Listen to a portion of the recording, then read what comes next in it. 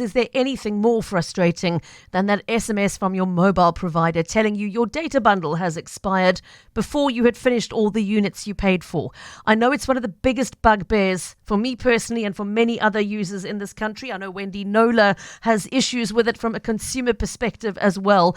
So I'm sure I wasn't the only one feeling a little bit gleeful last week to see all of the major networks really being grilled in Parliament about why data needs to expire. Representatives of MTN, Vodacom, Cell C, Telkom and Rain were all appearing before the Portfolio Committee on Communications and Digital Technology, discussing a number of different topics, including the impact of load shedding on connectivity. But one of the most heated talking points of the day was this question of why South Africans can't simply buy a bundle of data and use it until it's finished, and then buy another one to start all over again. Rather, we're forced to buy an amount that's only valid for a certain fixed period. And if you run out of data before that period, fine, you can buy a renewal. But if you run out of period before you used all the data, sorry for you, you simply lose what you'd already paid for. To try and help us understand the arguments, I'm always pleased to chat to Jan Vermeulen, editor at MyBroadband, who is joining us on the line. Jan, lovely to have you with us again this afternoon. Welcome. Thank you. It's a pleasure to be here. Sure. We heard a number of MPs pleading with the major companies, saying, please change this model, stop allowing data and airtime to expire. Can you try and sketch for us what the company's argument was in response and why they feel justified in having expiry dates attached? Sure, yeah. In simple terms, it'll drive up the price of data. And we can actually see that in the pricing today because there's various forms of expiry dates available. So you've got from a one-day bundle, a 24-hour or just for the remainder of the day bundle, all the way up to 6 months or 12-month bundles.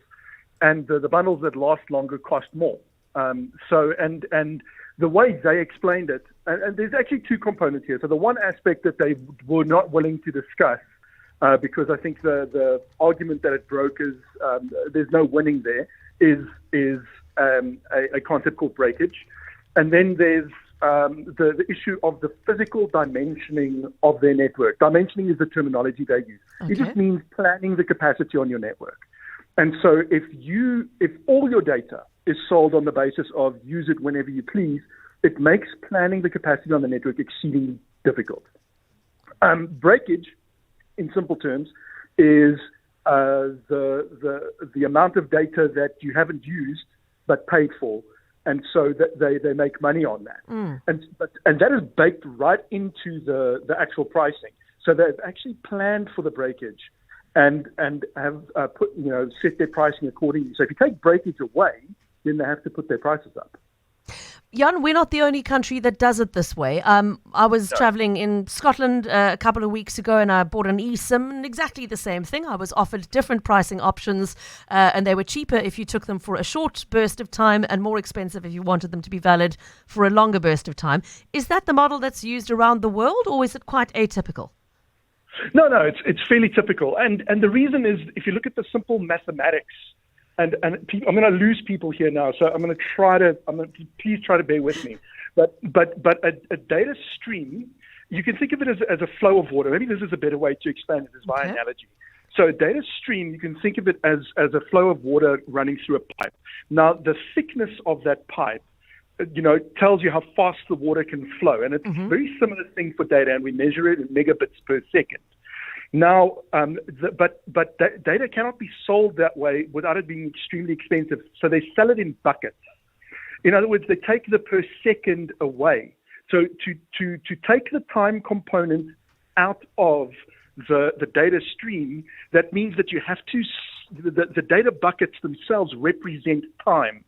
And that's why you have expiry dates, why you have time associated with the buckets of data, is to move it from a flow of data into buckets that you can sell. Data doesn't work that way. Data isn't actually, supplied in the networks themselves don't supply buckets of data. They supply a stream of data, but to sell a dedicated stream of data to anybody would be exceedingly expensive. And so they've created this bucket system, which is quite artificial. But that's what they've had to do to make it work. and to make it affordable for the average person on the street. Now, Jan, they all were at pains to point out on the issue of affordability that the cost of data has come down in recent years. I want to hear that confirmed by a neutral party who monitors these things and doesn't have any vested interest in how their brand is put forward. Can you confirm, and how substantial a decrease have you noticed in recent years? Yeah, so not in the last, I want to say, 4 or so years, but there's been macroeconomic conditions around that and a whole bunch of other stuff, not to make excuses for them. But yes, if you look at the long arc of history, prices have certainly come down.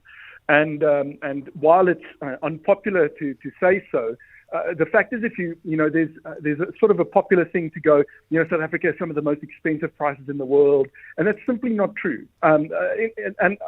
It's not great because we're decidedly average, which is not fantastic. You want to be among the best in the world, but given the restrictions in South Africa, so firstly, we're quite a geographically sparse country. So if you want the whole of South Africa covered, there's going to be areas where they just don't make profit on the network.